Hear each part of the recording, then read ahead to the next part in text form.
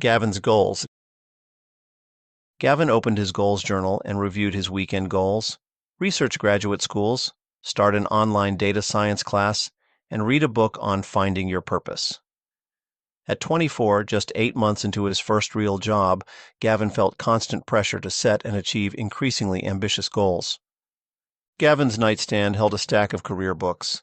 His phone was filled with podcasts like Accelerate Your Success and The Unstoppable Career.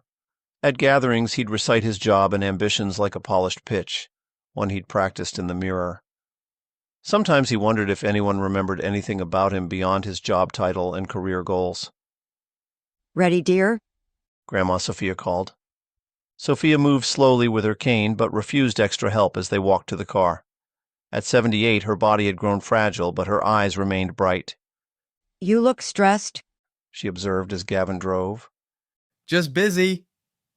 So much to do." Sophia just nodded, a response that gave Gavin mixed feelings, sometimes annoyed by what seemed like indifference, other times grateful for the lack of judgment. The reunion was in a hotel ballroom decorated with faded school colors. As Sophia sat down, a stylish woman approached with an expensive-looking walking stick. "Sophia, is this your grandson?" "Eleanor." Sophia smiled. "Yes, this is Gavin." Eleanor looked Gavin up and down. "What do you do, dear?" Before Gavin could launch into his carefully prepared professional summary, another voice interrupted. "Always the first question, eh, Eleanor?" A thoughtful-looking man in a casual jacket joined them. "I'm Harold," he greeted Gavin. When he turned to Sophia, his face brightened. "Good to see you again, Sophia." Sophia nodded politely, though Gavin sensed his grandma was trying to place him in her memory. During lunch, Eleanor dominated conversations with stories of her law practice, her children, and her travels. Gavin listened closely, impressed by Eleanor. "I always had a clear plan." Eleanor told Gavin. "Set goals, achieve them, set new ones. That's how you build a meaningful life." Gavin nodded, taking in the advice.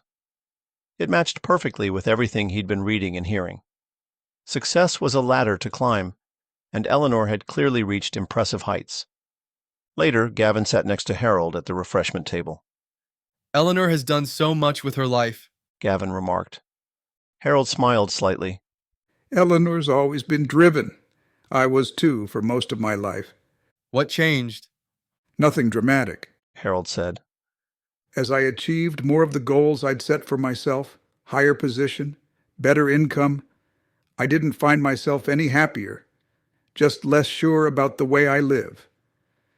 He glanced at Sophia across the room. "I'm still figuring things out, but your grandma amazes me. Back then, everyone else was always rushing, competing, worrying about the future. Your grandma was different. She was just there, living. I can't find the exact words to describe her." "Do you worry about leaving a legacy like Eleanor does?" "I used to." Harold swirled the ice in his glass. "For decades, I introduced myself as Harold Mitchell, Senior Marketing Director. When I retired, I realized I'd forgotten who Harold was without the title. It was like losing my identity."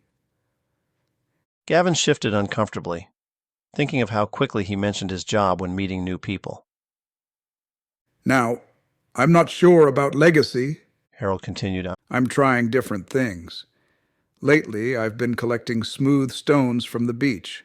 I know, not the usual kind of achievement, but it makes me happy." Harold chuckled. "My daughter thinks I've lost my mind. Maybe I have. But I sleep better now." His uncertainty surprised Gavin. The career books never mentioned successful people questioning the path itself. "If you want, we could find another time to talk more," Harold offered. "I'd like to hear about your grandma, too." Gavin eagerly accepted. "Thank you, I appreciate that." As the event wound down, Gavin noticed something new about Eleanor. Despite her impressive achievements, Eleanor's laughter seemed forced, her smiles not reaching her eyes. She checked her watch frequently. When someone mentioned retirement, her expression flickered with what looked like discomfort. The woman had achieved everything she talked about, yet a certain satisfaction seemed absent. On the drive home, Gavin was unusually quiet, turning over the conversations from the afternoon. Elena seems to have accomplished everything she wanted. He finally commented, then added, I cannot tell if she is actually happy, though. She's done many impressive things. Sophia said quietly. Are any of your classmates ambitious and happy? Gavin asked. Sophia thought for a while. Margaret? Maybe. She loves working with wood, has since she was little. Her furniture design company is supposedly doing very well, but she still talks about each piece like it's special to her. She couldn't make it today. Might be in Japan for some furniture exhibit. You would have enjoyed meeting her. Yes, I would have liked that. After a minute or two, he glanced at his grandma. Grandma, what were your life goals? Sophia chuckled at the question. After a moment, she laughed softly. I like listening to birds in the morning. That's it? That's not a goal. Gavin asked. Sophia was quiet for a moment. Your grandpa could be difficult sometimes. He and your uncle had that falling out. But what makes you happy? Gavin persisted. Sophia gazed out the window. Me and your grandpa, we did all right together. We raised 2 okay kids. She paused. I love singing. Actually, pretty good at it too. She chuckled and then added, Most of the time I just sing to myself. That night, Gavin opened his goals journal again. He flipped through the pages, lingering on the list titled Career Goals. He'd been diligently working through these items, believing each accomplishment would somehow make him more complete, each achievement adding another line to show he was on the right track. His finger traced over Attend Industry Leaders Masterclass, virtual, for a while. He tried to remember why he'd added it in the first place. Was it something he genuinely wanted to learn, or just another credential to gather? What would happen if he didn't do it? Would he somehow be worth less? Finally, he crossed it off. The entry about his data analysis project, something he had started out of genuine curiosity, still made him pause with interest. He set the journal aside without his usual additions of new targets and put Harold's phone number next to it. In the morning, Gavin didn't pick up his phone as usual. Instead, he carried 2 coffees to the porch where Grandma already sat. Gavin's posture was slightly tense as usual, his attention divided between the present moment and the day ahead. Grandma simply watched the birds, her hands relaxed in her lap. Without his devices or schedules, the morning air felt different, unfilled, yet somehow not empty.